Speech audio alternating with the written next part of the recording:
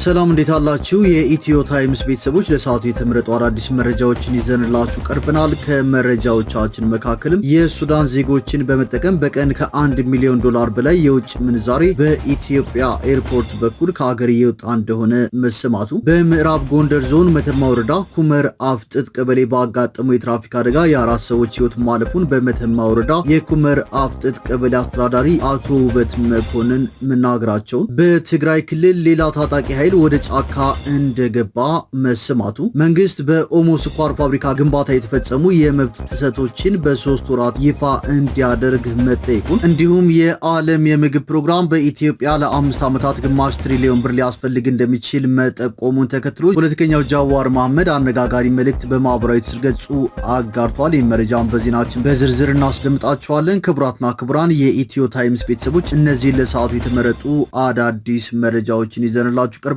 ዝርዝር መረጃዎችን ለማድመጥ ቻናላችንን ሰብስክራይብ በማድረግ የደወል ምልክቷን በመጫንና መረጃው ለብዙዎች እንዲዳረስ ላይክ በማድረግ እስከ መጨረሻው አብራችሁ ቆዩ።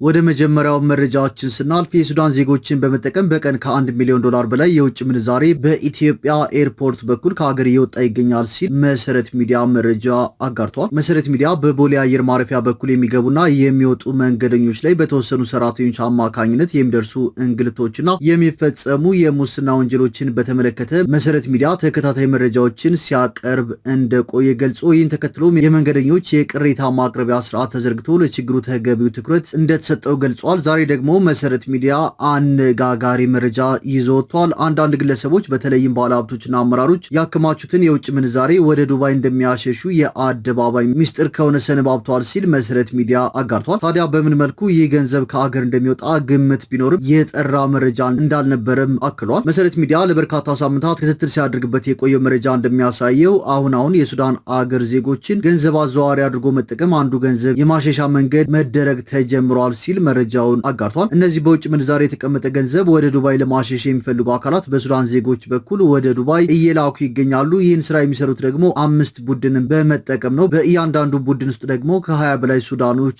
ይገኛሉ። እያንዳንዱ ሱዳናዊ በትንሹ ከ10,000 ዶላር በላይ ይዞ በአንድ ይወጣል። አንድ የውጭ ሀገር ዜጋ ወደ ኢትዮጵያ ሲገባ ያለውን ብር አስመዝግቦ እንደሚገባ ይታወቃል። ነገር ግን እነዚህ የሱዳን ዜጎች ለዚህ ስራ ብለው ቀን በቀን ከ10,000 ዶላር በላይ የውጭ ሀገር ገንዘብ ይዘው ይወጣሉ በማለት በኤርፖርት ዙሪያ የሚሰሩ የመረጃ ምንጮችን ጠቅሶ መሰረት ሚዲያ ዘግቧል። የአሰራር በቅርብ ጊዜያት በጣም እየተለመደ እንደመጣ የሚናገሩት አንድ ስም አይጠቀስ ያሉ የጉምሩክ ባልደረባ ደግሞ ዱባይ ሲደርሱ ተቀባይ ያላቸው ገንዘብ ላመጡበት 110 ዶላር ለኪሳቸው ተቀብለው ወደ ኢትዮጵያ ለሌላ ተመሳሳይ ስራ ይመለሳሉ ብለዋል። የተለያዩ መረጃዎች እንደሚያሳዩት በዚህ መልኩ በሚደረግ ህገወጥ የውጭ ምንዛሬ ዝውውር በቀን ከ1 ሚሊዮን ዶላር በላይ ገንዘብ ከአገር ይወጣል። ኤርፖርት አካባቢ ይህ በግልጽ ይታወቃል። ከውስጥ በግልጽ ብሩን ይዘው ሲወጡ ማንም አይናገራቸው፣ ምክንያቱም አብረው ስለሚሰሩ የሚሉት ሌላው የመረጃ ምንጫችን አገሪቱ በዚህ መልኩ በርካታ የውጭ ምንዛሬ እያጣች መሆኑን ጠቁመዋል በማለትም መሰረት ሚዲያ ጨምሮ ዘግቧል። ዘገባ አስከትሎ መስመርተኛና ድርድር በሚል ህገወጥ አሰራር በርካቶች ውድ ዕቃዎችን ከውጭ ሀገር እንደፈለጉ እያስገቡ መሆኑን የምርመራ ዘገባችን ያሳያል በማለትም መሰረት ሚዲያ ጨምሮ ዘግቧል። የኤርፖርት የጉምሩክ ሰራተኞች በስፋት በሚሰሩት ይህ ህገወጥ ድርጊት በቀን እስከ 200 ሺህ ብር እያገኙበት መሆኑም ተሰምቷል። አሰራራቸውን ሲያብራሩም በሁለት ይከፈላል ይላሉ። መስመርተኛና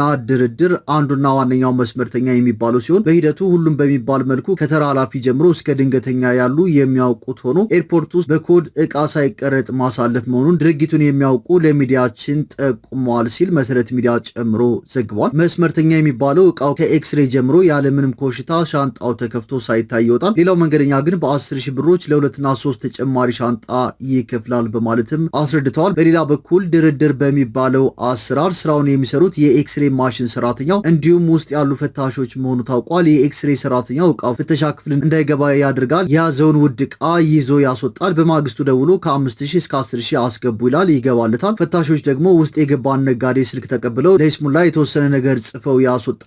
በማግስቱ ደውለው ብር አስገቡ ይላሉ በማለት የኤርፖርት ምንጮቻችን ያስረዳሉ ሲል መሰረት ሚዲያ ዘግቧል። ይህን ድርጊት ሲፈጽሙ ከምንጽፈውና ከሚቀረጥ እያሉ በግልጽ መንግስትንና ሀገርን ገቢ እያሳጡ መሆኑን መረጃዎች ያሳያሉ። ኤርፖርት ውስጥ እየተሰራ ያለው ኮንትሮባንድ ጉድ ነው የሚያስብለው ያለው መረጃው እቃ ከዱባይና ከቻይና በሻንጣ እያደረጉ ከ3 እስከ 4 ሻንጣ ሳይፈተሹ ይዘው ይመጣሉ።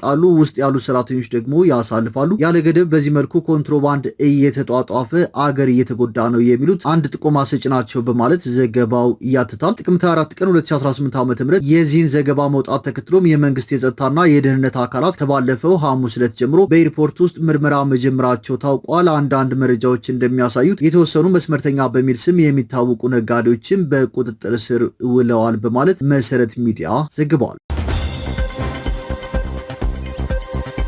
ወደ ቀጣዩ መረጃችን ስናልፍ በምዕራብ ጎንደር ዞን መተማ ወረዳ ኩመር አፍጥጥ ቀበሌ ባጋጠመው የትራፊክ አደጋ የ4 ሰዎች ህይወት ማለፉን በመተማ ወረዳ የኩመር አፍጥጥ ቀበሌ አስተዳዳሪ አቶ ውበት መኮንን ገልጸዋል። በአደጋው ከሟቾች በተጨማሪ 2 ሰዎች ከባድ የአካል ጉዳት እንዲሁም የንብረት ውድመት መድረሱን ገልጸዋል። አደጋው የደረሰው አንድ የህዝብ ማመላለሻ አባዱላ መኪና ጥቅምት 29 ቀን 2018 ዓ.ም 11 ሰዓት ገደማ ከመተማ ዮሐንስ ወደ ገንደ ውሃ ከተማ አስተዳደር በመጓዝ ላይ ያለ መተማ ወረዳ ኩመር አፍጥጥ ቀበሌ ሰዎችን አሳፍሮ ከገንደ ውሃ ወደ ኮኪት ከተማ ከሚጓዝ ባጃጅ ጋር በመጋጨት ነው። የተጎዱ ሰዎች ወደ ሕክምና ተቋም መወሰዳቸውና የአደጋው መንስኤ እየተጣራ መሆኑንም የምዕራብ ጎንደር ዞን አስታውቋል።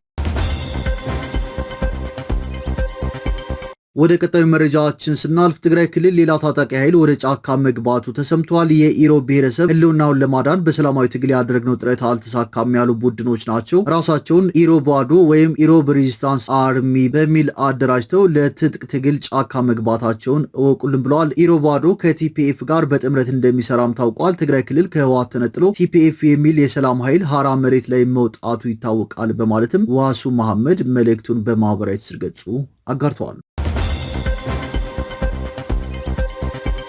ወደ ቀጣዩ መረጃዎችን ስናልፍ መንግስት በኦሞ ስኳር ፋብሪካ ግንባታ የተፈጸሙ የመብት ጥሰቶችን በ3 ወራት ይፋ እንዲያደርግ ተጠይቋል። የአፍሪካ የሰዎችና የሰብአዊ መብቶች ኮሚሽን መንግስት በኦሞ ስኳር ፋብሪካ ግንባታ ወቅት ተፈጽመዋል የተባሉ የመብት ጥሰቶችን ጥናት አድርጎ በ3 ወራት ይፋ እንዲያደርግ ጠይቋል። ኮሚሽኑ ጥቅምት 26 ቀን 2018 ዓ.ም ይፋ ባደረገው ባለ 60 ገጽ ሪፖርት በደቡብ ምዕራብ ኢትዮጵያ ክልል የታችኛው ኦሞ ወንዝ በሚገኙ የአካባቢው ነዋሪዎች ከስኳር ፋብሪካው ግንባታ ጋር በተገናኘ መብቶች ተጥሰዋል ሲል አስታውቋል። የመብት ተቋሙ የኢትዮጵያ መንግስት የኦሞ ኩራዝ ፕሮጀክት ግንባታ የአካባቢ የማህበራዊና ሰብአዊ መብቶች ጥናት እንዲያካሂድ ከዚህ ቀደም ጥናት አካሂዶ ከነበረ ደግሞ ጥናቱን ለህዝብ ይፋ እንዲያደርግ ጠይቋል። ኮሚሽኑ አክሎም መንግስት እንዲሰራ የተጠየቀው ሪፖርት በ3 ወራት ውስጥ ለህዝብ እንዲቀርብ፣ በ6 ወራት ውስጥ የተወሰዱ እርምጃዎችን ለኮሚሽኑ እንዲያሳውቅ አሳስቧል። የመብት ተቋሙ በታችኛው የኦሞ ወንዝ የሚገኘው የኦሞ ኩራዝ የስኳር ፋብሪካ ግንባታ ፕሮጀክት የአፍሪካ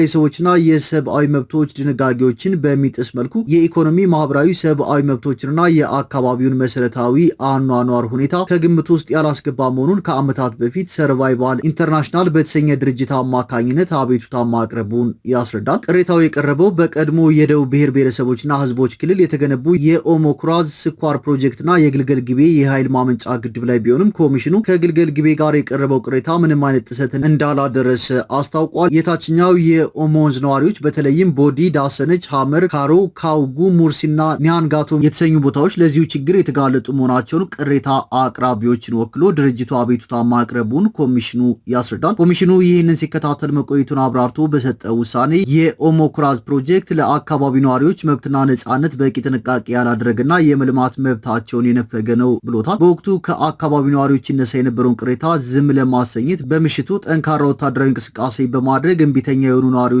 በቁጥጥር ስር ያውሉ እንደነበር ያስረዳል። ኮሚሽኑ ይህንን መብት የተጣሰበት እንቅስቃሴ መሆኑን አረጋግጫለሁ ብሏል። ከዚህ ቀደም በዚህ ጉዳይ አምነስቲ ኢንተርናሽናልና ሌሎች የመብት ተቋማት መንግስት ነዋሪዎችን በግዳጅ ከቦታቸው የማስለቀቅ ስራ እየሰራ ነው የሚል ክስ አቅርበው እንደነበርም ይታወሳል።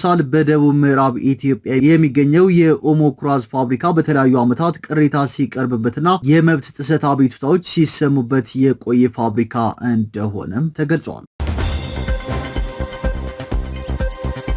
ወደ መጨረሻው መረጃዎችን ስናልፍ የዓለም ምግብ ፕሮግራም በኢትዮጵያ ለ5 ዓመታት ግማሽ ትሪሊዮን ብር ሊያስፈልገው እንደሚችል ተጠቁሟል። የተባበሩት መንግስታት ድርጅት የዓለም የምግብ ፕሮግራም በመጪዎቹ 5 ዓመታት በኢትዮጵያ ለሚያከናውናቸው የሰብአዊ እርዳታ አቅርቦትና አገልግሎቶች ከግማሽ ትሪሊዮን ብር በላይ ሊያስፈልገው እንደሚችል በውይይት ላይ በሚገኘው በድርጅቱ ስትራቴጂካዊ ረቂቅ ሰነድ ተመላክቷል በማለት ሪፖርተር ዘግቧል። ረቂቅ ሰነዱ የዓለም የምግብ ፕሮግራም የስራ አመራር ቦርድ በመጪው ሳምንት በሚያደርገው መደበኛ ስብሰባ ውይይት እንደሚካሄድ በትም ይገልጻል። ለ5 ዓመት ስትራቴጂካዊ እቅድ ያስፈልጋል ተብሎ የታሰበው 3.3 ቢሊዮን ዶላር ወይም 505.5 ቢሊዮን ብር አካባቢ ነው። ሰነዱ በኢትዮጵያ 129.7 ሚሊዮን ህዝብ ዝቅተኛ ገቢ ያለው መሆኑንና አገሪቱ ከ193 ሀገሮች በድህነት 180ኛ ደረጃ የያዘች መሆኗን ያስረዳል። ኢትዮጵያ እንደ ኢሮፓያን አቆጣጠር ከ2018 ዓ.ም ጀምሮ ተደጋጋሚ ሰው ሰራሽና ተፈጥሯዊ ቀውሶች ማለትም ድርቅ፣ ጎርፍ፣ የበረሃ አንበጣ፣ ግጭት፣ የኮሮና ቫይረስን ጨምሮ የተለያዩ ፈተናዎች እያንዳንዱን ቤተሰብ ለከፍተኛ ችግር መዳረጋቸውን ሰነዱ ያስረዳል። በዚህም ምክንያት የኢኮኖሚ እድገት እንዲቀዛቀዝ፣ የበረታ ድህነት እንዲንሰራፋና የመንግስት አገልግሎት በተገቢው መንገድ እንዳይዳረስ ማድረጋቸው ተብራርቷል። በኢትዮጵያ ከ80 እስከ 85 በመቶ የሚሆነው ህዝብ በዝናብ ላይ በተመሰረተ ግብርና ላይ ህይወቱን እየመራ መሆኑን የገለጸው ሰነዱ የማህበራዊ ድጋፍ አቅርቦት አገልግሎት ለኢትዮጵያ ሀገራዊ እድገት ዋነኛ መገለጫ ነው ብሏል። የዓለም የምግብ ፕሮግራም በመጪዎቹ 5 ዓመታት ለሚያከናውናቸው ተግባራት በእቅድ ከተያዘው አጠቃላይ ገንዘብ ውስጥ እንደ ኢሮፒያን አቆጣጠር በ2016 ዓ.ም 101 ቢሊዮን ብር፣ እንደ ኢሮፒያን አቆጣጠር በ2017 ዓ.ም 105 ቢሊዮን ብር፣ እንደ ኢሮፒያን አቆጣጠር በ2028 104 ቢሊዮን ብር፣ በ2029 101 ቢሊዮን ብር እንዲሁም በ2030 100 ቢሊዮን ብር ይውላሉም ተብሏል። የዓለም የምግብ ፕሮግራም የ5 ዓመት ስትራቴጂካዊ እቅድ እንደ ኢሮፒያን አቆጣጠር ከጥር 2026 እስከ ታህሳስ 2030 ድረስ የሚተገበር ሲሆን በተያዘው ወር ውይይት ተደርጎበትና ጸድቆ ወደ ስራ ይገባል ተብሎም ይጠበቃል። በፕሮግራሙ ረቂቅ ሰነድ ማብራሪያ ላይ እንደተቀመጠው ኢትዮጵያ ምንም እንኳን ከፍተኛ የሚባል ልማትና የኢኮኖሚ እድገት እያስመዘገበች ቢሆንም በ10 ዓመቱ የልማት እቅድ መሰረት በ2030 የብልጽግና ተምሳሌት ለመሆን በዓለም አቀፍና ቀጠናዊ ቀውሶች፣ በአገር ውስጥ ግጭት፣ በኢኮኖሚ በአየር ንብረት ቀውስና በድህነት መጨመር ምክንያት እቅዱ እንደታሰበው ሊሄድ አለመቻሉን ያመለክታል። በተጨማሪ መዋቅራዊ ችግሮች የኢኮኖሚውን የመለወጥ አቅም እያዳከሙ የምግብ ደህንነትን እያባባሱ መሆናቸውን ያስረዳል። የዓለም የምግብ ፕሮግራም በዘርፈ ብዙ ማዕቀፎች የምግብ አቅርቦትን በተሻለ መንገድ ተደራሽ በማድረግ ድጋፍ ፈላጊዎች ራሳቸውን በምግብ ለመቻል የሚያግዟቸውን ተግባራት በማከናወን የችግር ተጠቂነትን የሚያባብሱና ስር የሰደዱ ችግሮችን በመቅረፍ መቋቋም እንዲችሉ የተለያዩ ተግባራት ይከናወናሉ ብሏል። የ5 ዓመት እቅዱ እንደሚያብራራው የምግብ እጥረት ያለባቸውን ሰዎች በተለይም ስደተኞች፣ ተፈናቃዮችና ለቀውስ የተጋለጡ የማህበረሰብ ክፍሎች ደህንነቱ የተጠበቀና በንጥረ ነገር የበለጸገ በቂ ምግብ እንዲቀርብላቸው ለማድረግ ያለመ ነው። እንደ ኢሮፒያን አቆጣጠር በ2030 ዓ.ም ለችግር የተጋለጡ የማህበረሰብ ክፍሎች የተሻለ ህይወት እንዲመሩ፣ ጤናማ አመጋገብና የኑሮ ስርዓት እንዲኖራቸው፣ የተሻለ የትምህርት ስርዓት እንዲገነባ በማድረግ ዜጎች በሙሉ አቅማቸው በኢኮኖሚ ተሳትፎ እንዲኖራቸው የሚያደርግ ተግባር እንደሚከናወንም ሰነዱ ያስረዳል። የመንግስትና የግል ተቋማት ለአደጋ ጊዜ ምላሽ መስጠት የሚያስችላቸውን ቁመና እንዲገነቡ ማስቻል፣ የሰብአዊ እርዳታ ተቋማትና የልማት ድርጅቶች የተሻለ አገልግሎት እንዲሰጡ ማስቻል፣ ለሰብአዊ እርዳታ በቂ ምላሽ የሚሰጡበትን ሁኔታ ማመቻቸትና የተሻለ ቁመና መፍጠር የሚሉት በሰነዱ ተመላክተዋል። ይህን ሪፖርት ተከትሎ ታዲያ ፖለቲከኛው ጃዋር መሐመድ በኢትዮጵያ 129.7 ሚሊዮን ህዝብ ዝቅተኛ ገቢ ያለው መሆኑንና አገሪቱ በድህነት ከ193 ሀገራት በ180ኛ ደረጃ የያዘች መሆኗን የዩኤን የዓለም የምግብ ድርጅት ዶክመንት እንደገለጸ ሪፖርተር ዘግቧል ሲል ፖለቲከኛው ጃዋር መሐመድ መልእክቱን በማህበራዊ ትስስር ገጹ አጋርቷል። ጃዋር አስከትሎም የኢትዮጵያ ህዝብ ብዛቱ 135.5 ሚሊዮን እንደሆነ ዩኤን ይገምታል። እንግዲህ ከዚህ ውስጥ ነው 129.7 ሚሊዮን ማለትም 95.7% የሚሆነው ዝቅተኛ ገቢ ያለው ነው። አብይ ስለ ሚራክል ኢኮኖሚ ሲያወራ ስለተቀሩት 4.3% የሚሆኑት የብልጽግና ደሴት ነዋሪዎች መሆኑ ነው በማለትም ጃዋር መሐመድ አስተያየቱን በማህበራዊ ትስስር ገጹ አጋርተዋል።